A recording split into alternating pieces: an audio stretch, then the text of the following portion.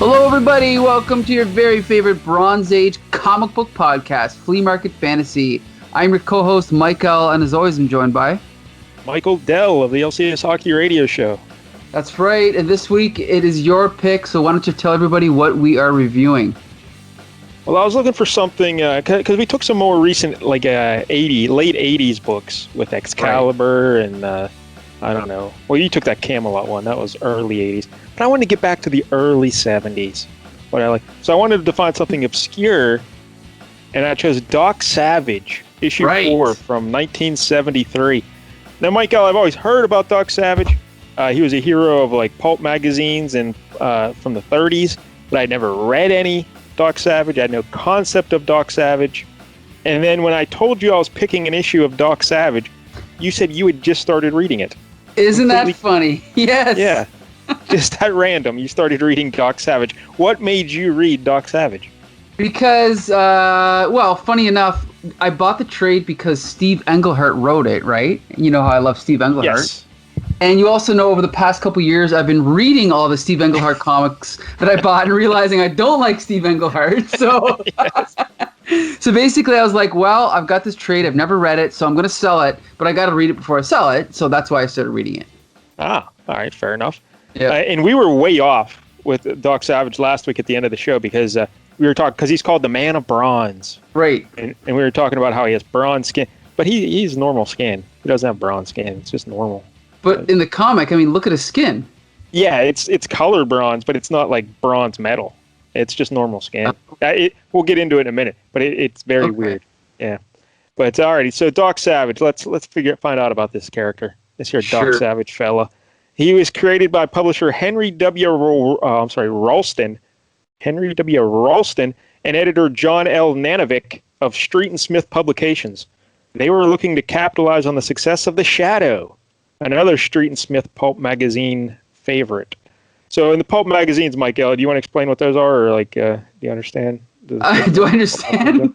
Well, I mean, I know that they're like books, but they're magazines, and they were about lurid subject matter, like, hard-boiled detectives, westerns, horror.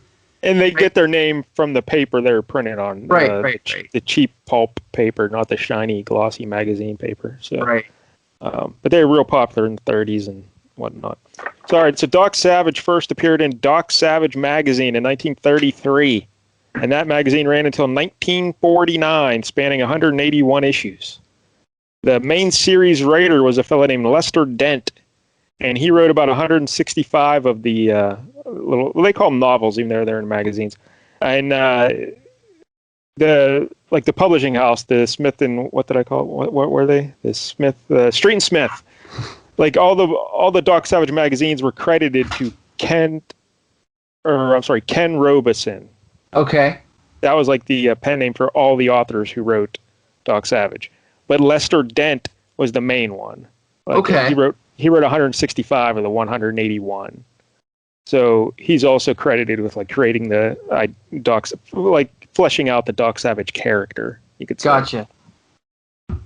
So he was cranking out so basically he wrote 165 novels, and he was writing other stuff too at the time. He was doing stuff for other crime magazines and other stuff. But he would crank them out. He said at one point, with the help of a dictaphone, he wrote 7 novels in 8 days. Oh, that's amazing. He would do them once every 2 weeks. He would write a new novel. But anyway, but then they did, in the 1960s, though, he had a little bit of a renaissance, and Doc Savage fella. I should mention he had a radio show in the 40s. And then in 1964, Bantam Books began republishing the magazine stories as novels. And by 1979, they had sold over 60 million copies. So if they were republishing them as novels, they had to be longer than 6,000 words. But I don't know. Who knows? Yeah. Yeah, I have to do more research. Marvel published the Doc Savage comic book series we'll be reading today in 1972.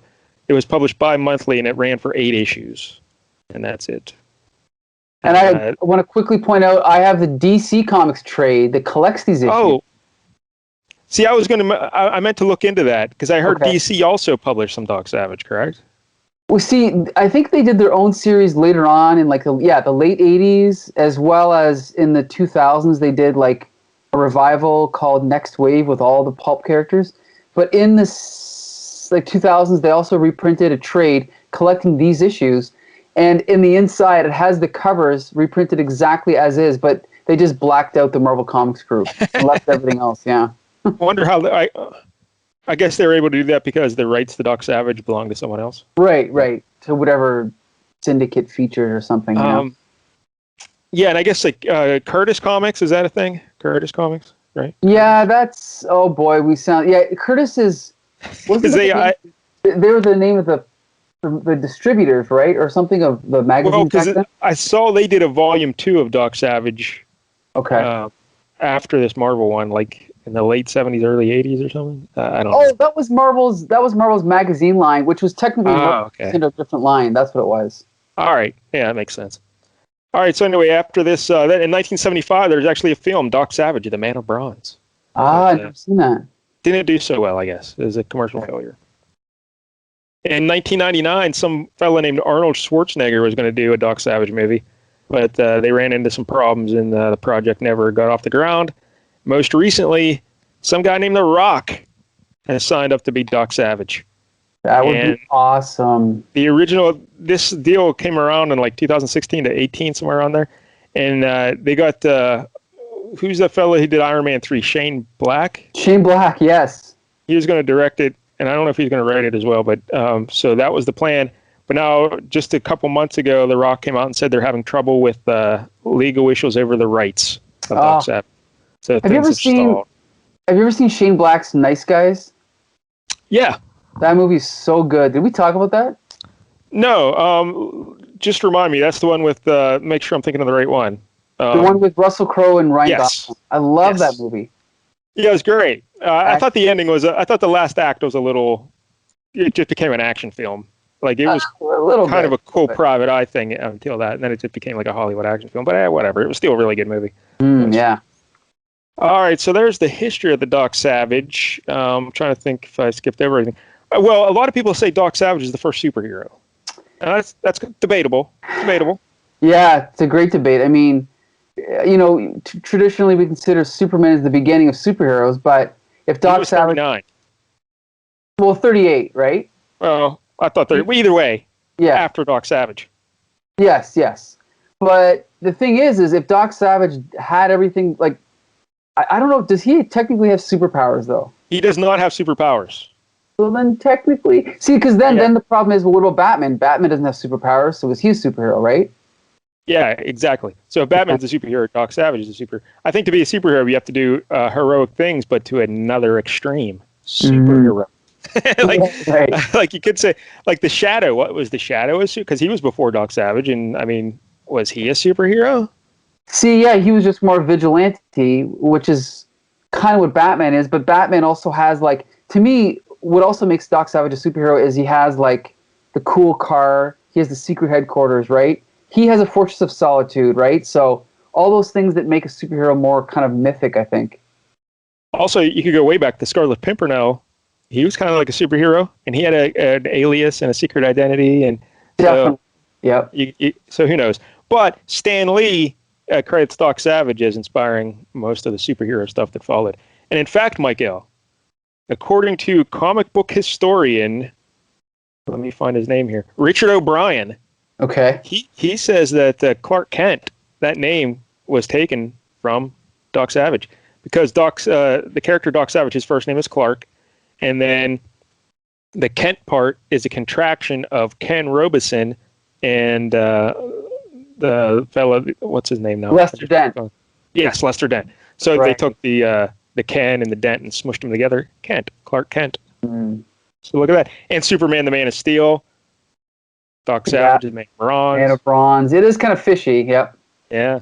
So just admit it right here, Michael, for the record, that Superman, he just stole everything from Doc Savage. Just go ahead, admit it. But then everyone else stole everything from Superman. There you go. I admitted it. So there's Doc Savage. Now, the character, like I said, his name is Clark Savage Jr. He's a crime fighter and a scientist from the 1930s. His father had trained him from birth in all the mental and physical arts. Like he hired experts to train him. So he's a detective. He's a scientist. He's like an archaeologist. He's a chemist. He's everything. He's like the perfect ideal human being, Mike Hill. You know? Right. He's like Larry. Put it that way. I often confuse too. But another way Doc Savage is often described, he's like Sherlock Holmes mixed with Tarzan. Like he's a peak physical specimen, but he has the brain and the detective skills of a Sherlock Holmes, or some people say maybe Superman and Batman combined, but without the flying and so and whatnot. Right. So yeah, that's he's no superpowers, just peak physical and mental skills. But here's why he's called the Man of Bronze, Michael. Because he was born in like the Bahamas, and that's where he was raised, and he traveled the world looking for adventures. And because he was outside so much, his skin took a bronze hue. His sun-bronzed skin. Oh, and I see. So that's why they call him the Man of Bronze. It has nothing. It's normal skin, just bronze color. But in the comic book, though, they draw him like he's made out of bronze, though, because like his hair looks weird. Right. Absolutely. It kind of looks like a metal cap on his head. But in the old pulp novels and stuff on the covers, he was always depicted with like flowing hair, like normal hair. Yeah. Well, why didn't they just look at those covers then? No idea. Interesting. Yeah. So strange. Yeah, Doc Savage has a personal oath, Michael. And I think this should also be the personal oath of the show, I think. Okay. But, here it is, quote, "Let me strive every moment of my life to make myself better and better, to the best of my ability, that all may profit by it. Let me think of the right and lend all my assistance to those who need it, with no regard for anything but justice. Let me take what comes with a smile, without loss of courage. Let me be considerate of my country, of my fellow citizens, and my associates in everything I say and do. Let me do right to all and wrong no man." I guess I'll start saying that at the end of every episode now. I mean, that's what we try to do here at Flea Market Fantasy. Not only does he have a personal oath, he also has a little motto as well. And his motto, much shorter, like the elevator pitch, is "I will travel the world helping those who need help and punishing those who deserve it." That's my motto too. Yeah, I'll let you handle that because I don't like to leave the house. Okay, I'll take care of it. You can travel the world. Yeah. Okay. Doc Savage is also assisted by 5 colleagues. They are known as the Fabulous Five. and their names are, first we got Lieutenant Colonel Andrew Blodgett Monk Mayfair. That's right, that's his entire name. And his nickname is Monk, because I guess he looks like a monkey a little bit. But he's an industrial chemist. But he's also strong like a monkey too, I guess. Brigadier General Theodore Marley, nicknamed Ham Brooks. He's an accomplished attorney. Then we have Colonel John Rennie Renwick, construction engineer. Major Thomas J. Long Tom Roberts, an electrical engineer. I'll let you figure out why they call him Long Tom. William Harper, Johnny Littlejohn, an archaeologist and geologist. So those 5 guys help him out in his adventures.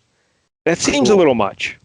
You could 5 argue guys. that. Yeah, you could argue that. Because technically, Doc Savage is smarter than all of them.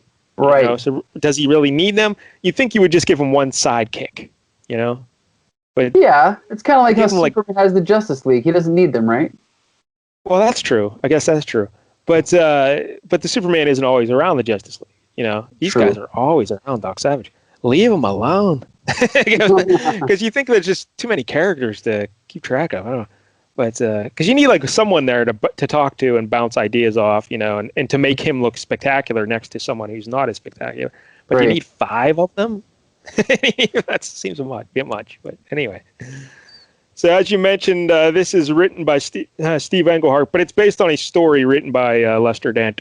So yes. I don't know how much. I guess Englehart just condensed it into one issue, Yeah, and I mean, the dialogue. Yeah, we can talk about it later, but yeah, the plotting is pretty good here. We'll talk about that later. Well, I got a big problem with some of the plotting, like how the story ends. But we'll get to that in a minute. We'll see. Yeah.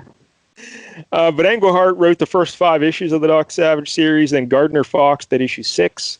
And then Tony Isabella did issue 7 and 8. Tony I. He was our guest at our convention. And the artist here is Ross Andrew, who we'll talk about later. I'm a big fan of Ross Andrew because he was drawing Spider-Man when I was a kid. So. Oh, cool. Yeah, I'm a big fan too. We'll talk about that as we go. Although I just know him from his Spider-Man stuff. I really don't. Really? I also know him from Wonder Woman, but we'll talk about that later. Yes, I did research on that, so we can talk about that. All right, so I guess we're ready to look at the book then, Miguel. All right. Let me just click over here. I was looking at the pulp covers. Sure you were. Okay, here we go. So this is Doc Savage, The Man of Bronze, number 4. Doc Savage, Marvel Comics Group. We're looking at the cover here. We got this awesome shot. I'm going to guess it's by Gil Kane. That is correct. Yes. It's a Gil Kane cover. Well, actually, I was just talking about the corner box, but is this... Oh! Yeah. Oh, I thought you were talking about the whole cover. Yeah, the whole cover is Gil Kane. So I'm guessing that corner box is probably Gil Kane as well. I don't know. Okay. So yeah, this cover is awesome. It's Doc Savage underwater wrestling with some dudes in scuba gear. And it says the Hell Diver. And he's wrestling with like 3 guys. And in the background, we see this submarine and two other guys swimming around it. And like you see like kind of the bottom of the ocean there and like some seaweed or whatever. It's a really good cover. And at the bottom it says, Adventuredom's greatest hero in nonstop action. I love that. Adventuredom. Yeah, Adventuredom, that's right. This is a spectacular cover. And the guys who are fighting them, they're in like green wetsuits. And they got little bubbles on their heads. And they're also wearing silver masks underneath the bubbles. The bubble helmets. Right. Because I forget what their names are, but they're like the silver... What's their name? This evil gang, the Silverhead gang or something? Silver something. Silver Death's Head. Yes. Silver Death's Head gang. Yeah, it's much cooler than Silverhead. But yeah, this is a great cover. And Doc Savage, like we said, his skin's colored like bronze, and he's wearing white pants. And he's wearing those crazy pants that the people wear when they're riding horses, judpurs. The judpur pants. Is that what they're called? Yeah, they're named after a town in India, but they're like the ones with the flared thighs on them, you know? Yep. And he's got blue boots, and then throughout the rest of the book, he's wearing a blue, like, bulletproof vest. Right, well. right. But, interesting outfit, yeah. Yeah. Now, I know that I've read the first few issues, but I can't remember. Does he always have the same outfit or no? This is the only thing I've ever read. Ah. Well, I'm clicking back to number 1, and he's got the white pants, but he's got a white vest. So, yeah, but then inside it's blue. So, yeah, I bet you it is always the same. I mean, in the Pulp Fiction covers they depict him in normal outfits, like normal clothing, not like he's wearing a shirt or stuff, you know. Okay. But anyway. All right, so then we crack the sucker open. Stan Lee presents Doc Savage, the Man of Bronze. And the title is The Hell Diver. And then we see these 2 guys in the foreground. And they're holding up, they got their silver, like, sort of ski masks on, whatever you want to call them. Yeah. And they're looking at this piece of paper that says, Doc Savage Jr., $10,000 to the Silver Death's Head who kills this man. My God, they almost look like Lucha Libre masks, you know? Yeah, you could say that, yep. And so they're looking at Doc Savage's sort of, not secret. Well, I guess it's not a secret. It's his headquarters, right? They're standing across the street from this building. Well, and then I don't know if that's supposed to be his headquarters, is it? Or I think they're just tracking, or they're looking for him. I don't know, because his headquarters are supposed to be on like the 86th floor of a New York City. Oh, right. So okay. I don't. They're outside the Indian Head Club. Oh yes. But I don't know if they're just thinking he's going to be coming by there or what's going on, but. Yeah, and they're like so they're talking about how they're going to capture Doc Savage, and one guy's like, "Got it, but for openers, I'm going to clear that beggar out of here. I don't want witnesses." So we see this beggar on the street, and he's like kind of like sitting on. I know he's like sitting on one of those little dollies. Like it almost looks like he has no legs, but he does. Yeah, it's like Eddie Murphy in Trading Places. Right in the beginning. Remember that, Michael? Oh yeah, I remember. I saw that like 30 years ago. But yeah, I remember. Yeah, okay. Yep. So then the one guy walks over and he's like, "You made a mistake, old timer. You didn't really want to come panhandling near the Silver Death's Head, did you?" So he smacks this homeless guy. Then he kicks him, and then the homeless guy looks up, takes off his glasses. He's like, "Please, sir. I'm sorry, sir. Sorry that men like you exist. It's Doc Savage." He rips off his coat and his wig, and he's standing there in all his glory. Yeah, It's great. it's awesome. Yeah. Yeah. But going back to the first panel where the guy slaps him, like after he says what you read, then he says, wait, well, let me just backtrack here so everyone knows what we're talking about. You made a mistake, old timer. You didn't really want to come panhandling near the silver death's head, did you? And then the balloon at the bottom of the panel. You couldn't know we'd be here, but of course, whatever. Yeah. That won't change your destiny. Do we need to say that? I know. That's why I can't believe you're right. I should have missed that line. It's my favorite line in the whole book. The destiny of course you wouldn't know. who annoy us. Death, old man. He just put that in there to make Doc Savage seem like so expert, that he was able to find him, even though there's no way you could know we were here. I love it. So yeah, Doc Savage then he rips off his coat, like you said, and the guys take guns out, but Doc Savage grabs him and punches him, and awesome there's a fight. And the other guy gets the drop on him. They're like, he's about to shoot him, and what happens? And then all of a sudden, thunk. He drops, the guy gets hit somehow, drops the gun, turn around, and it's Buddy, and it's Doc Savage's buddy. See, it's not really his buddy. Oh, this is McCoy. Right. He's like, we're joining this midstream. This is issue 4. Yeah. And I only picked issue 4 because I like the cover. I wanted an underwater fight scene. So this guy who takes out this dude, he hits him with a bottle over the head and knocks him out. He works for a company who there's shenanigans going on at the company, and Doc Savage is investigating because it seems like someone's going around murdering all these company heads and then forcing them to merge with another company. So this guy works there or something. So he was helping Doc Savage in the previous issue. Right, and this guy's name is Hugh. Is it Hugh McCoy? Correct. Hugh McCoy. So Hugh McCoy had hit the bad guy over the head with, what is that, a bottle? Yeah, it looks like a bottle. Yeah. And then Doc Savage is like, "Where's Rapid Pace, McCoy?" And McCoy's like, "That worm, he's still hiding." "Hugh McCoy, you take that back." "Yes, sir, take it back. Doc said he'd go it alone. I merely believed him." So we get some funny banter between these two, right? And I guess that Rapid Pace, I don't know why that's a weird name for him, but he's another guy who worked at that company with Hugh McCoy. Okay. Kind of rivals, from what I could pick up, they're kind of rivals for the same lady as well, which we get to later. But yeah, so they're not part of Doc Savage's Fabulous Five. These are guys they've encountered on this adventure that they're on. Okay.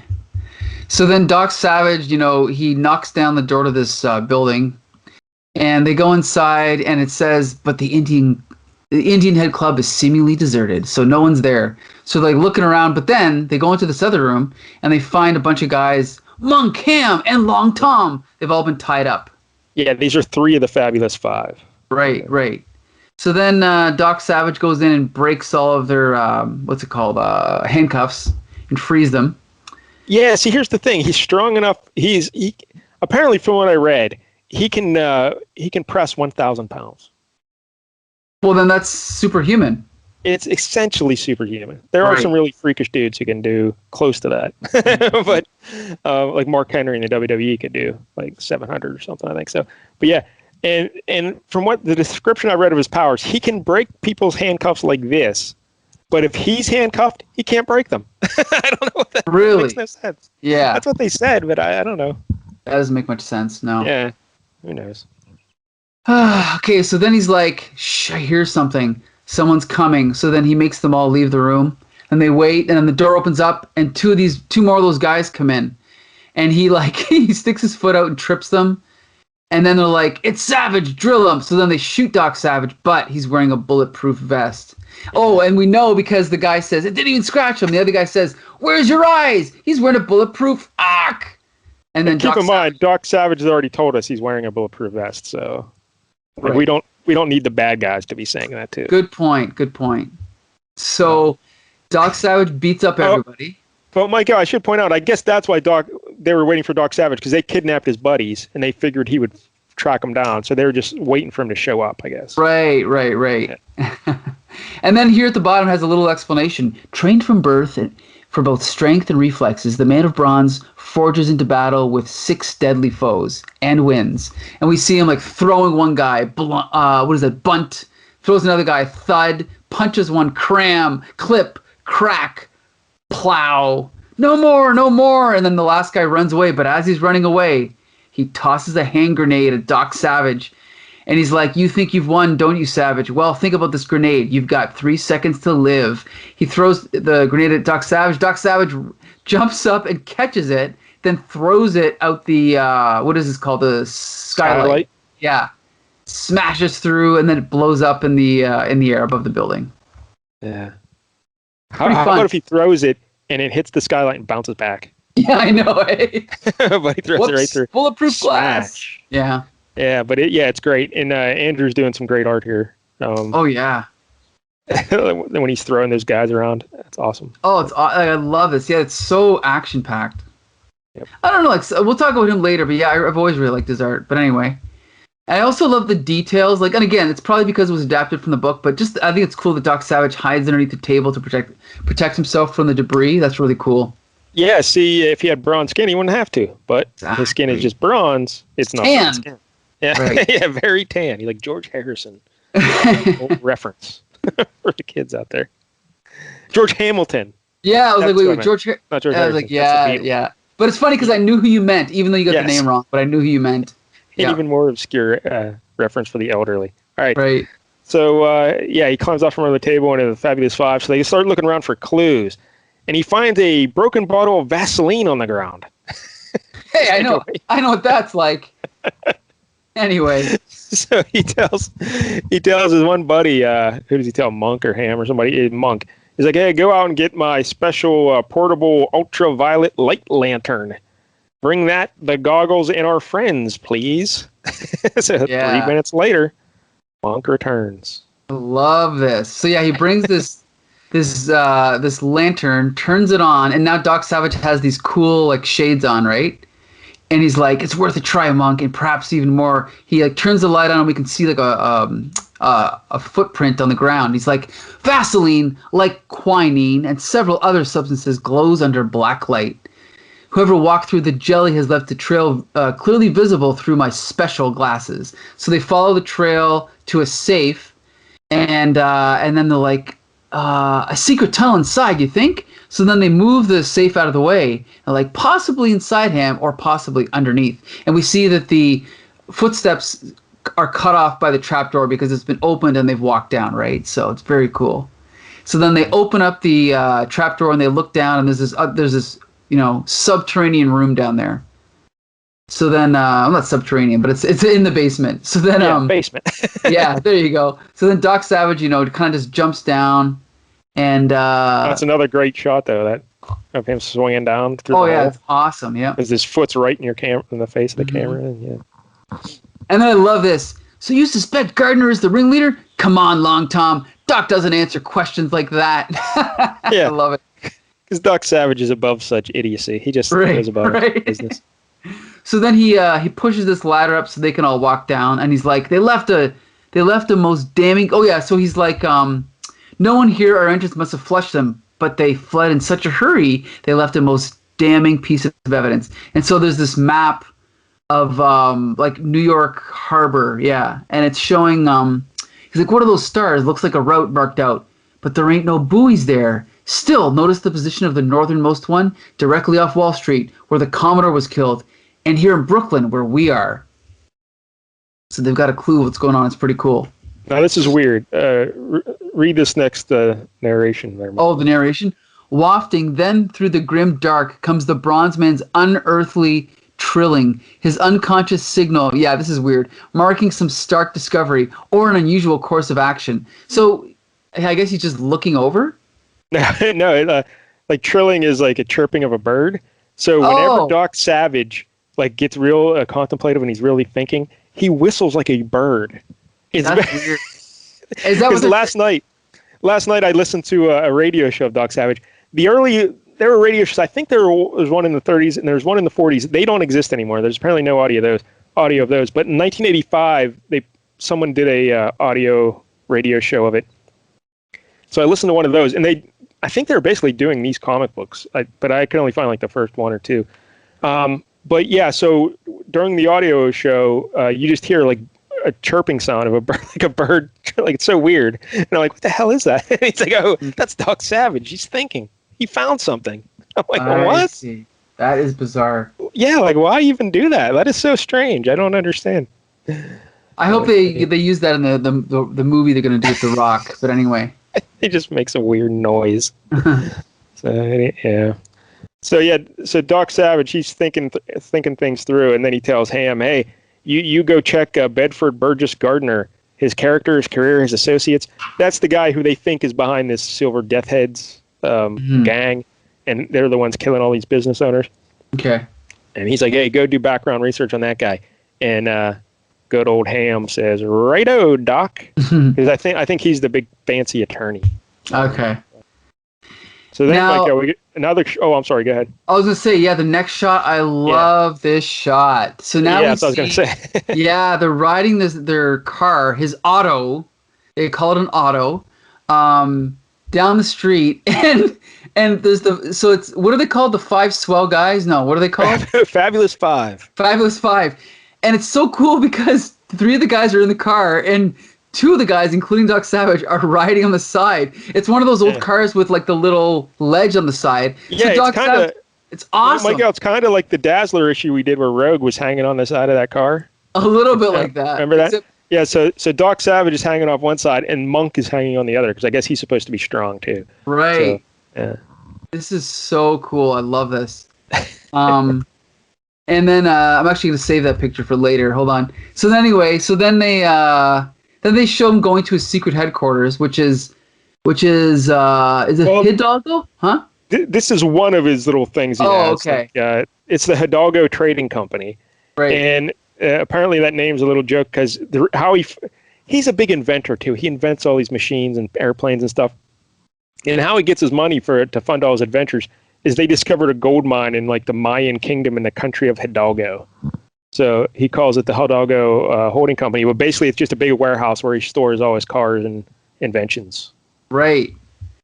So they go inside, and again, this is, if you're thinking this is the pulp book, this is pre-Batman, this is pre-Superman, but he walks in and there's a tank, I think it's a biplane hanging from the ceiling, there's like another doohickey, I don't know what it is.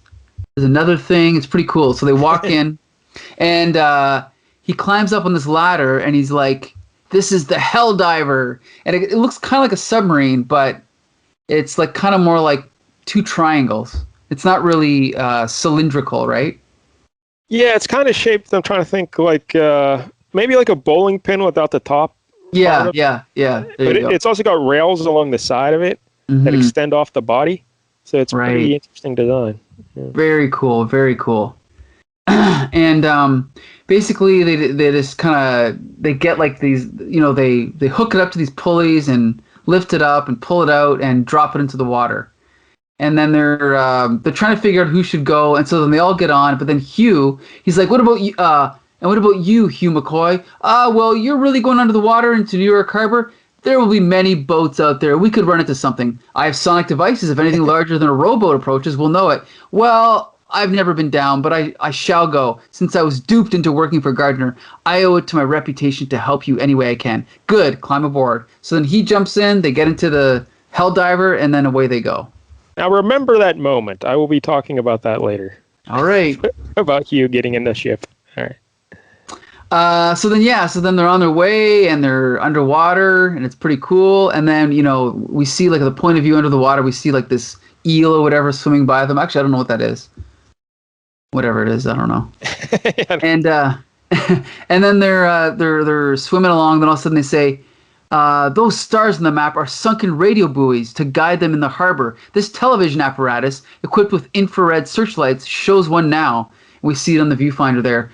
They'll come to us. And then, I'll be a whale's brother. Look, Doc, they have." So then the bad guy's submarine is approaching the Hell Diver. The submarine, and this is pretty cool. The submarine comes up beside them, and shoots out these grappling magnets and attaches them to the Helldiver. And then the bad guys come out of the submarine, swim over, and then start drilling with like these, what are those called? The jackhammer. Yeah, jackhammers into the Helldiver. And like they're, bursting, poking through like the metal siding, and like now the water's coming in to the Helldiver. It's pretty cool. So then they put on their swimming gear and then swim out of the, hole. And then they go to fight these bad guys. It's really cool. I like Doc Savage says, "Strip to the waist for greater mobility." Right. Oh, yeah, I love this. This will be a fight. That's a good line. That's got to be from the novels. Anyway. So then they swim out, and then, okay, we got to talk about this. Yes, we do. Yes. We have a one-page splash. It's awesome of, like, Doc Savage fighting two guys at the same time, and monkey guy punching one, and another guy punching one, and there's more going on in the background. This would be a great poster. This would be a great, pin-up cover. Yeah, but it's awesome. But Steve Englehart decides to, desecrate part of this image by putting this giant caption on top of it. Special note to art lovers. I think this page should prove, if proof be needed, that Ross Andru is one of comicdom's top talents. I love it. Steve. Then there's more. P.S. Tom Palmer ain't no slouch either. Yeah. Like, what are you doing? If you get, put that on the margins or something. Don't put it in. I just don't get it. They just ruined this whole picture. I know. Because the first blurb, it's like a pink ribbon with a ragged edge on the left side, and it's nearly touching Doc Savage. It's basically touching his pants. And so it kind of disrupts the whole line of his figure and everything. And then the P.S. the Tom Palmer one is a little circular yellow one beneath it. And it just ruins the entire page. Totally. Yeah. I mean, that's the thing is, Stan Lee, it was cool the way that he would, put himself into the story and break the fourth wall a little bit. That was cool, but there's no excuse for this. Oh. This is bad anyway. So then we cut to the next scene, and it says, it is a short battle, short and vicious, but when the swirling currents of war have abated, the losers are all without their air supplies, and they all wear silver. So Doc Savage and his buddies have, beat the bad guys. Yep. And then he sees two men escaping, so he swims after them. Didn't see their faces, have to follow. So he swims, grabs onto this rope hanging from the boat. Yeah, I guess it's like the tow rope or whatever, but for some reason it's in the water, and he grabbed it. Yeah. And then it pulls him along to the shore in a gloomy old boathouse. And then, again, this is a great shot. I love this. We see Doc Savage in the foreground coming out of the water, and then in the background we see this guy has just ran up this flight of stairs into this house. It's really cool. Anyway. And then Doc sneaks to a window, and we see Doc Savage peeking in a window just in time to hear. And we see this bad guy. "What do you mean my men shouldn't have gone on a crime rampage? We stole over $1 million." And so... And the bad guy looks like Dr. Doom. He's wearing... He has like the silver Death's Head outfit, the silver outfit and the mask, but he has a purple cape with a hood on it like Dr. Doom. Right. So then he's like... I mean, just that. This childish display doesn't impress me in the slightest. All you've done is endanger me. And then, so these two guys are arguing, and then Doc Savage smashes through the window and punches out one of them.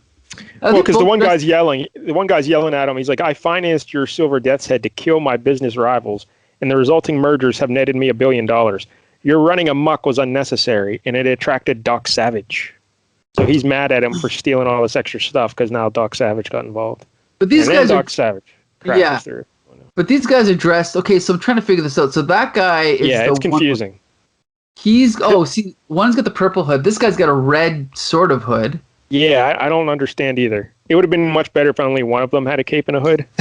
Right, yeah. Okay, so because this guy also has a hood, but he has like a skull thing on his chest. I don't know if the other guy has that. No, he doesn't. Yeah, okay. All right.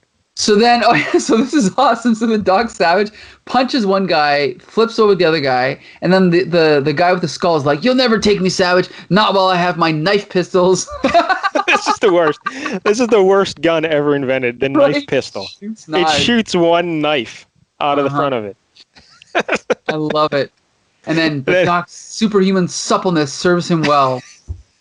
Superhuman suppleness. Yep. He moves like a striking cobra, and the flashing blades touch him not at all. I love it. And then he winds up and punches the skull guy. Pardon me. He's like, he returns to the attack, needing only one punch. Then he's like, and then there's like the Scooby-Doo moment. Yeah. Now we'll see if my deduction of the mastermind's identity is correct. Good Lord, it's Bedford Burgess Gardner. No, because underneath that false beard and wig, it's Hugh McCoy. So, we get two Scooby-Doos. They take off one mask, then there's another mask you gotta take off. Right. And it's Hugh McCoy. And this makes no sense. Submarines. Yeah. This makes no fucking sense. All right, we'll get back to it in a minute. Let's round it out. We only got 2 panels to go. All right. Later at Pat Savage's salon. Wait, who's Pat Savage? That's his cousin. Okay. It's a lady. I think it's a lady in the green dress with the martini. That's Pat Savage. Yeah, Doc explains the last few points. Thus, McCoy invented the characters of Gardner and pretended to be working for the non-existent man. If his scheme fell apart, he planned to let the police look for Gardner while he pleaded ignorance. In bolstering that plan, he even had his men tie him up in the mansion to fool me. But say, Pace, you and Miss Zane look nice and cozy.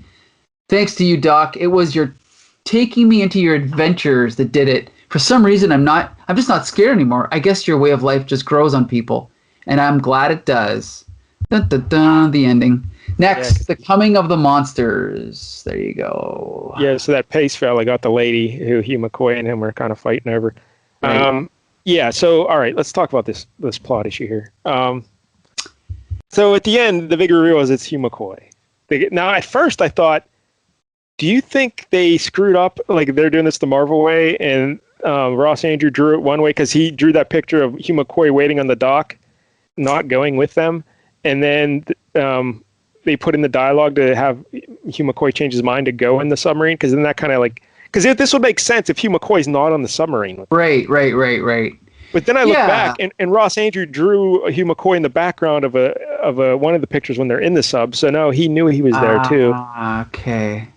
But we don't see him get on, so it's likely that it was intended for him not to be there. But then we see, two men are getting out of the water on the boat to escape. One of those two men is Hugh McCoy. I guess he was in the water with them. But then when they get to the house, like Doc Savage is literally 50 yards behind them. And by the time Hugh McCoy gets in the house, he changes his outfit into that disguise and then another disguise. It's impossible. It makes no sense. And also, if Hugh McCoy was the bad guy, why did he save Doc Savage in the alley at the beginning of the comic? He's the one that conked the guy over the head with the bottle. Why didn't they just let him shoot Doc Savage? Well, they probably had a bigger plan for him, I assume. I don't know. They had a bigger plan to have Doc Savage ruin their plan? I mean, he was mad and arguing with that other guy because he let Doc Savage get involved. That was Hugh McCoy who was telling him, you screwed up by bringing Doc Savage. Well, you had a chance to kill Doc Savage and you knocked the guy out. What are you doing? There's no way they could have done this Marvel style because it's adapted from a book, but there's definitely some miscommunication somewhere in here, right? Yes, the plot makes... I love the dramatic reveal. I guess that was one of the things Lester Dent would always... He had a little, like I said, he has a little formula for what he wanted, and he always wanted a big reveal twist at the end. This is definitely a big reveal, but it makes no logical sense that it's Hugh McCoy. It just does not work. It does not work. But, I don't know. It was still fun. Again, I've been reading a lot of Steve Englehart. This is better than the average Steve Englehart story, for sure. Yeah, there's some really bad lines. Like we read a couple of them, but right. But also, this is one of those things where since I've never really read Doc Savage, it was just cool to see, his Helldiver and his car and all that stuff. It was just cool to see that for the first time.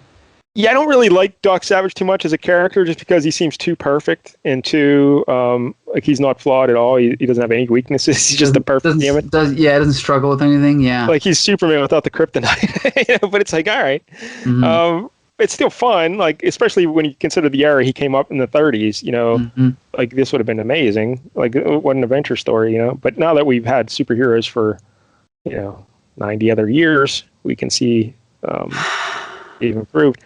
But he's still interesting. I think I would have liked him better if his skin was really bronze, though. I think that would have been cool.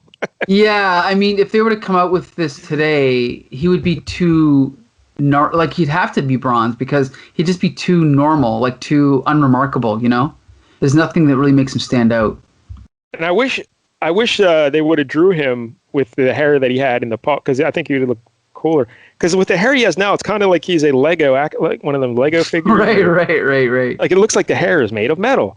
So Right. I don't know, but it's still really fun, you know. So, Well, and also I like the fact that do they say that takes place in the 30s? They do, right?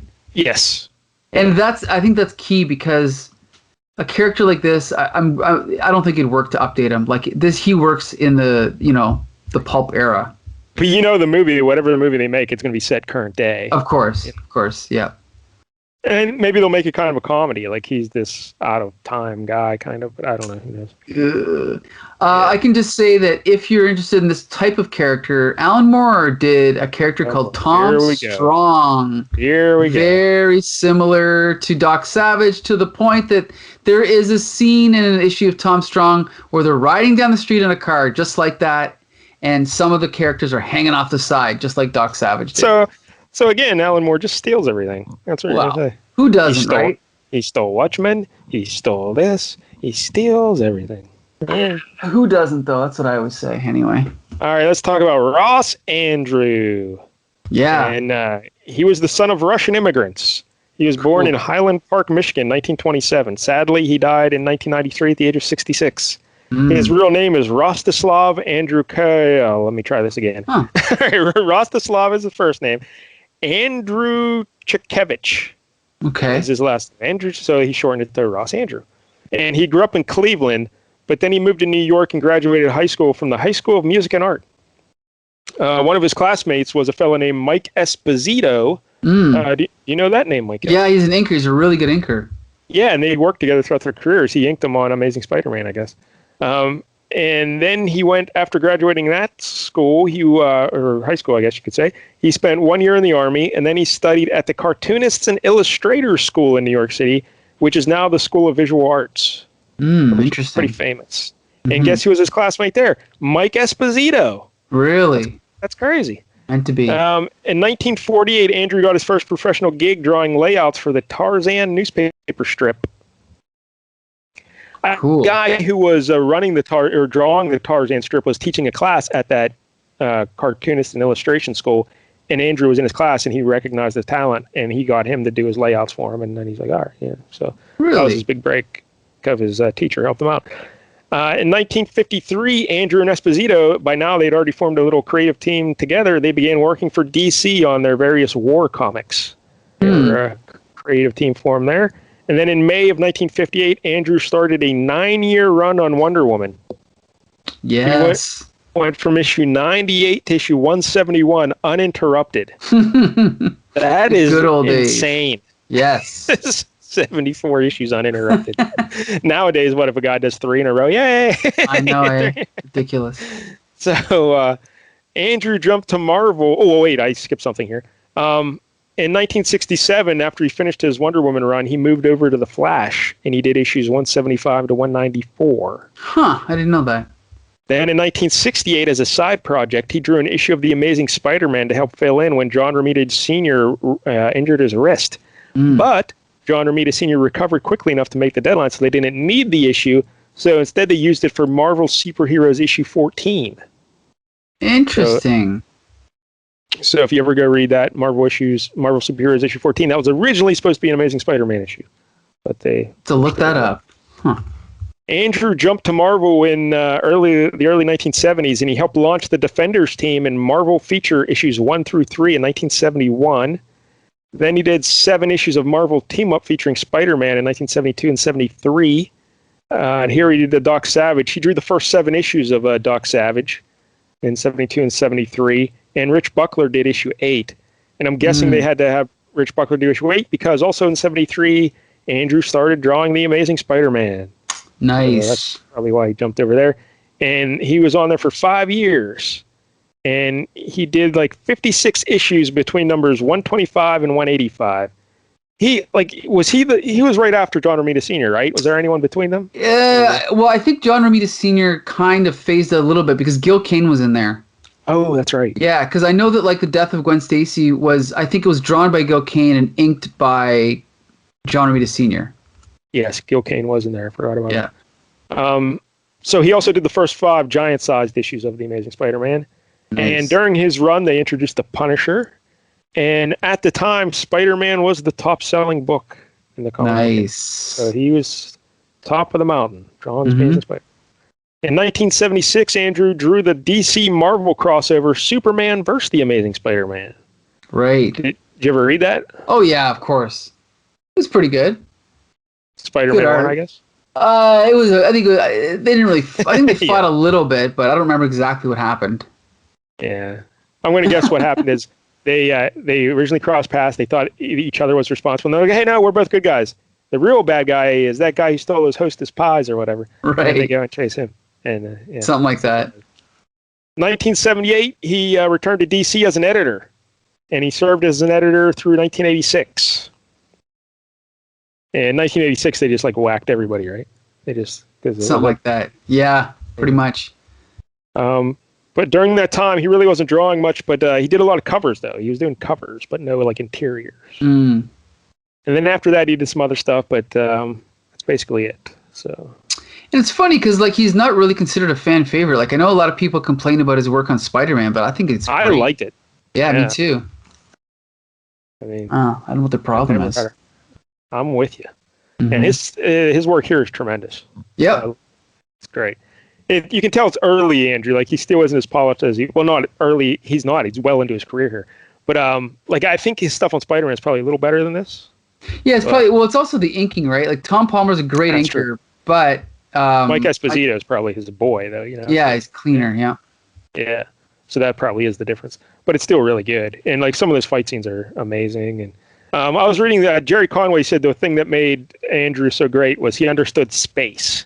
And like he said, according to Conway, like most artists these days are figure oriented, and Ross Andrew is space oriented. So he really knew how to make a layout and to make the background serve the scene. So like the backgrounds are meaningful, and like the space the characters are in the background have, depth, perspective, and it looks like a real scene. And interesting.